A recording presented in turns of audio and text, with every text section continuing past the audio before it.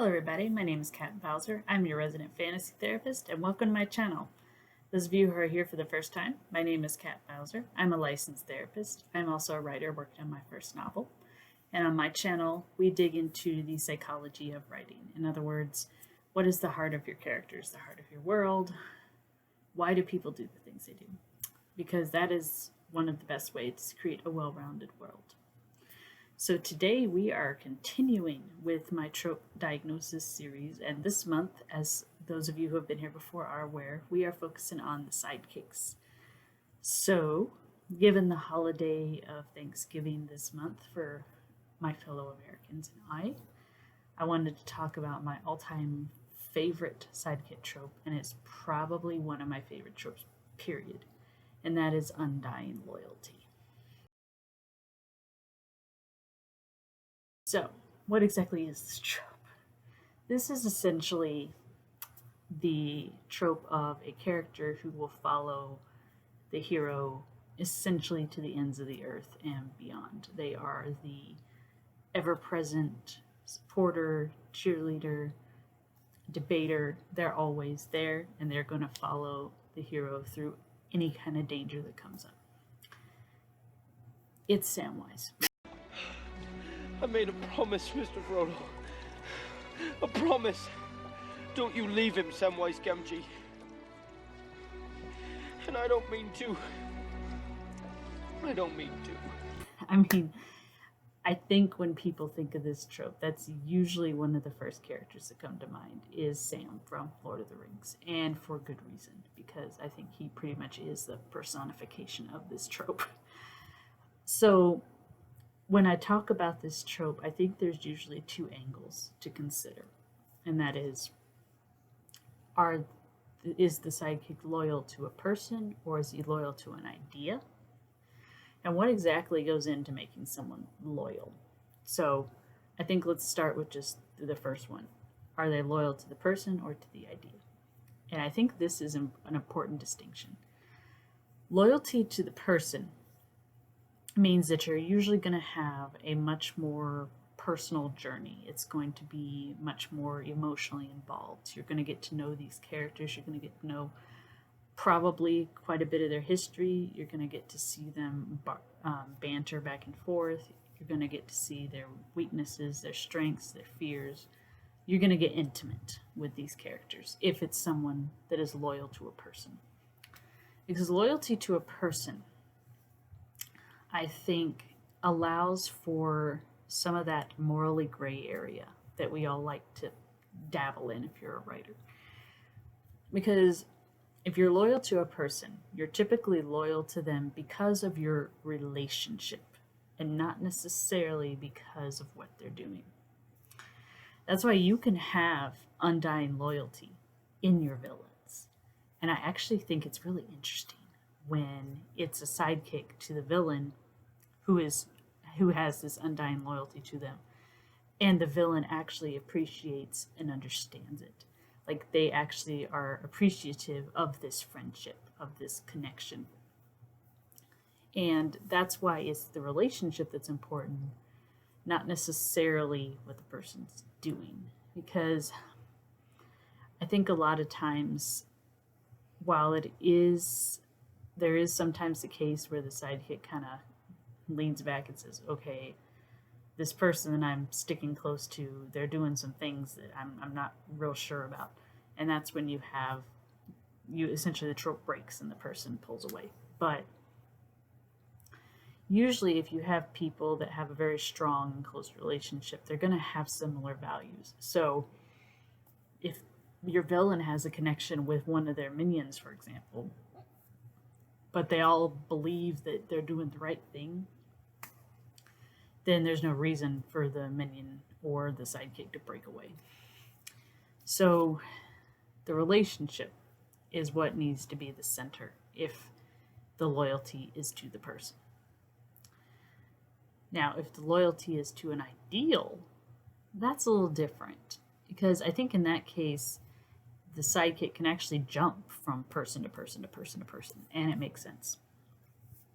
Because if you're loyal to, let's say, the mission of a rebellion, for example, let's just use one of those popular ones, then it doesn't necessarily matter who's fulfilling the mission as long as the mission itself gets fulfilled. So if the best person for that job is going to be, say, the leader of the army from the east, for instance, then your sidekick is going to go with them because that is the strongest chance for their mission or their ideal to be realized. But if midway through your story it turns out that this army doesn't really know what it's doing, but hey, here comes this sorceress from the north that does know what she's doing, then your sidekick can switch.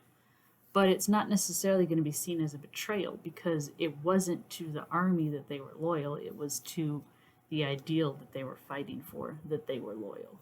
So that one can be fun, but I think that one tends to create a much more distant story. So it's going to be more about the big ideas, and the end goal is probably going to be more plot driven than character driven, which is fine. I mean, that can make a great story. But I don't think it's as intimate as the first one. Because with the first one, you have that morally gray area. I mean, you can have characters loyal to one another that aren't necessarily doing these good things. But because we relate to the relationship, that's the important part. With this one, it's all about the plot. It's all about accomplishing this belief in, you know, the ultimate goal. That's all what the second one is about. So can have its place, but isn't particularly one of my favorites. So that leads us to the third part. What is it that makes someone loyal? That's the $1,000,000 question, isn't it? Loyalty is generally built on strong emotions. So, like, you know, a feeling of devotion, friendship, love, that kind of thing. And I think something that people tend to leave out is bonding. When we talk about the creation of a strong relationship, whether it be romantic or platonic, there is a period of time for bonding. So, for example, if you're talking about like a parent-child relationship, the first 4 years is the most important time because that is when essentially the release of a chemical for bonding occurs between parent and child. And what that does is it creates this sense of companionship, of a need to feel close, a need to stay by their side. And that's what the bonding does. It also occurs in romantic relationships. It occurs after the initial period of attraction and after what we would probably refer to as the honeymoon period, where you're wanting to be with them all the time, all the time, all the time. But it's more of a sense of getting to know them than anything else. Once you enter what I kind of call the companionship period, where you actually start to get to know one another and learn one another's likes and dislikes, that's when you get the bonding. With platonic relationships, same thing, except we don't have the physical attraction at the beginning. We have a different kind of attraction. So we almost kind of skip the first part of physical attraction. We jump into getting to know likes, dislikes, finding common ground, that kind of thing. And that's when we get bonding in that sense. And I really think that the bonding is what's really important when it comes to loyalty, because loyalty is what I refer to as the universal rationalizer, meaning that you can have a character do some horrible, horrific things, and they'll say it was because he's my friend, he's my lover, she's my mother, you know, whatever. She or he is in a relationship with me, whatever that relationship might be. And while it doesn't make their actions right, it does explain it. And the two are not the same. You can have an explanation for something, which is essentially, I understand why this person made this decision. You can have an excuse for something. This makes what this person did okay. This excuses this person. So they're different, but they're equally important. And I think with the undying loyalty trope, it's really people that have had time to bond. And whether it's because they have bonded over the mission, which is entirely possible, or they have bonded before the story even started and you're just reinforcing as you go along. Okay, here's how close these characters are. They banter with each other, they tease each other, that kind of thing. And I think that part is important because you don't necessarily want a character that agrees with someone all the time. Because, well, Dal Ciceruno said it in my last video. That's a cheerleader. And she's right. But if you have a character that can discuss and talk and be a companion for someone, that is a different scenario than someone who's just their yes man.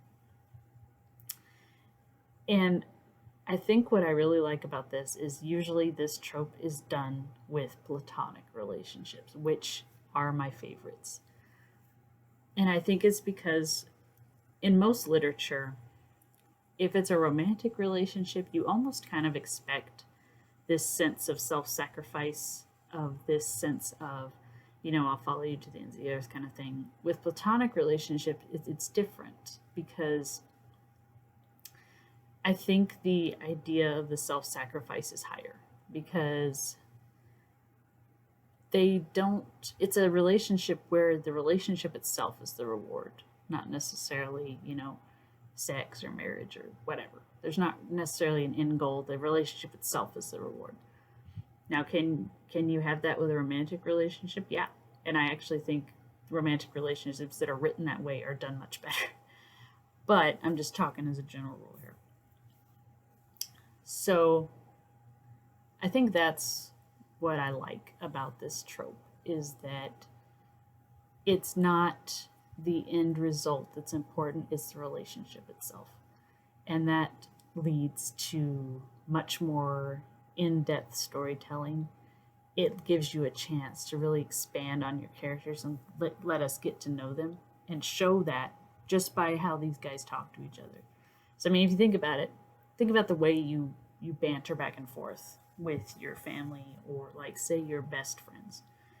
It's different than how you do it with other friends or with people you're not as close with. And we actually have a saying in therapy that you treat the people you love the most the worst. And the reason we have that saying is because they're safe. And that, I think, is the big thing here. Someone that has undying loyalty for someone is safe. They can say what they think, they can do what they think, they can argue and things like that because the relationship is solid enough, it's not going to fail, it's not going to fade. And I think that's the kicker to this trope, and that's why I like it so much. I can't carry it for you, but I can carry you! Come on!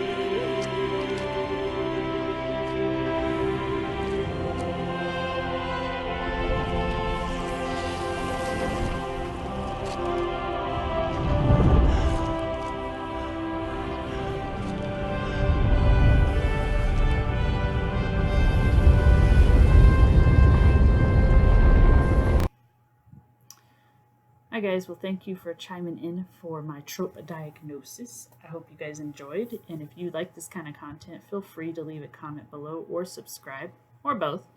I like to respond to both.